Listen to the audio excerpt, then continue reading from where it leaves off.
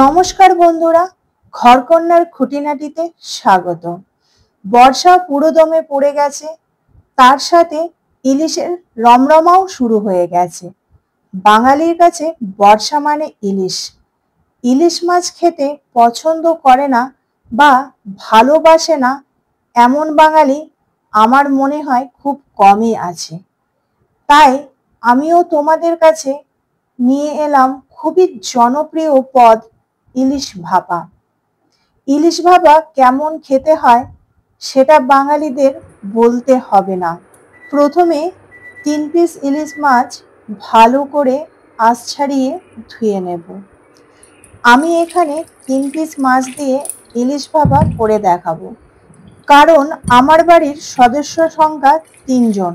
বেশি করলে থেকে যাবে, বাসি হলে সেই স্বাদ পাওয়া যাবে না ইলিশ মাছের। ইলিশ ভাপার জন্য যে সমস্ত উপকরণগুলো লাগবে সেগুলো হলো পোস্ত, কাজু, সর্ষে, নারকেল, পেঁয়াজ আর কাঁচা লঙ্কা।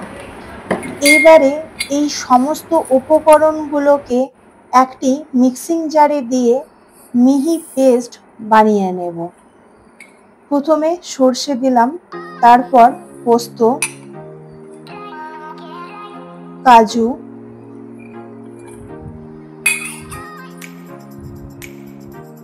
নারকেল,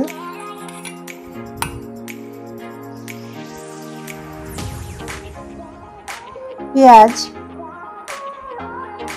আর কাঁচা লঙ্কা।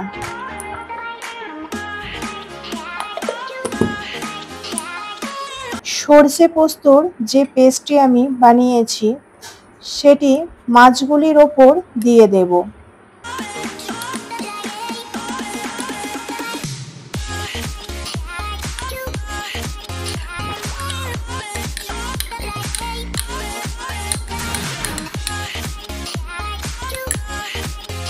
পরিমাণ মতন লবণ ও হলুদ দিয়ে দেব।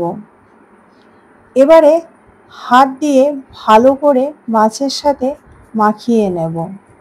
প্রত্যেকটি মাছের টুকরোগুলোকে খুব ভালো করে মাখিয়ে নেব, যাতে মাছের মধ্যে খুব ভালো করে মশলাটা ঢুকে যায়।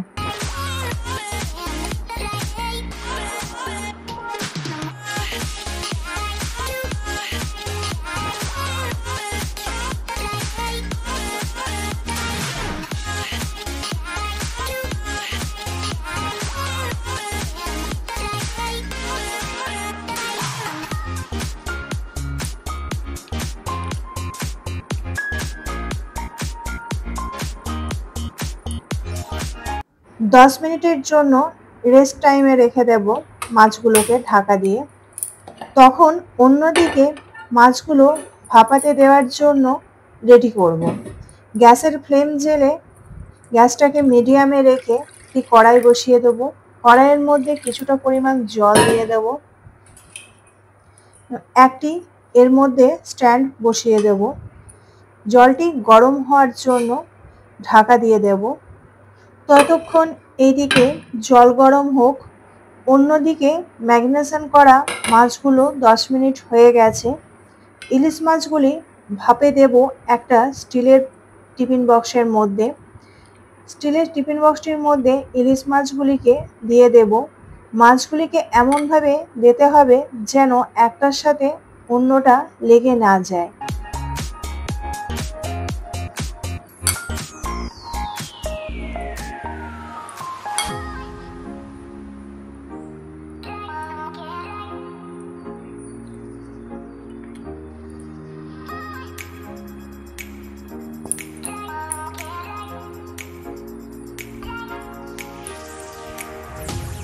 ওপর থেকে সর্ষের তেল দিয়ে দেব। কাঁচা সর্ষের তেলের গন্ধ আর ইলিশ মাছের স্বাদ সব মিলেমিশে দ্বিগুণ হয়ে যাবে ইলিশ ভাপা। ওপর থেকে 3টে কাঁচা লঙ্কা চিড়ে দিয়ে দেব মাছের ওপরে।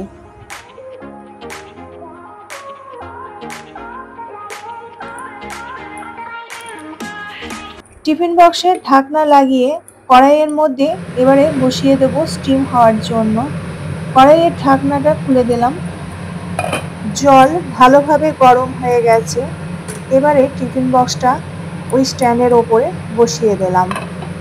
ওপর থেকে কড়াইয়ের ঢাকনাটা লাগিয়ে দিলাম। গ্যাসের ফ্লেম লোতে রেখে 10 মিনিটের জন্য স্টিমে ছেড়ে দেব। 10 মিনিট পর ফিরে এলাম। গ্যাসের ফ্লেম বন্ধ করে ঠান্ডা করতে দেব কড়াইয়ের মধ্যেই। ঠান্ডা হয়ে গেলে তুলে নেব টিফিন বক্সটা। টিফিন বক্সটা খুলে একটি প্লেটের মধ্যে সার্ভ করব। আমার তৈরি ইলিশ ভাপা একদম রেডি।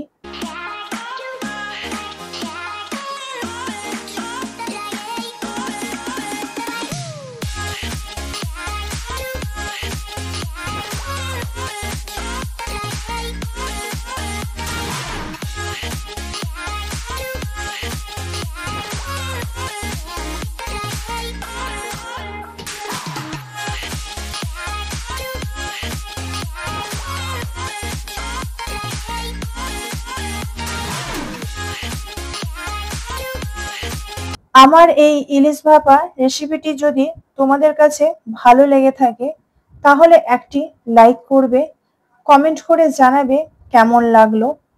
তোমাদের কমেন্ট আমাকে নতুন রেসিপি বানানোর জন্য উৎসাহ জাগাবে।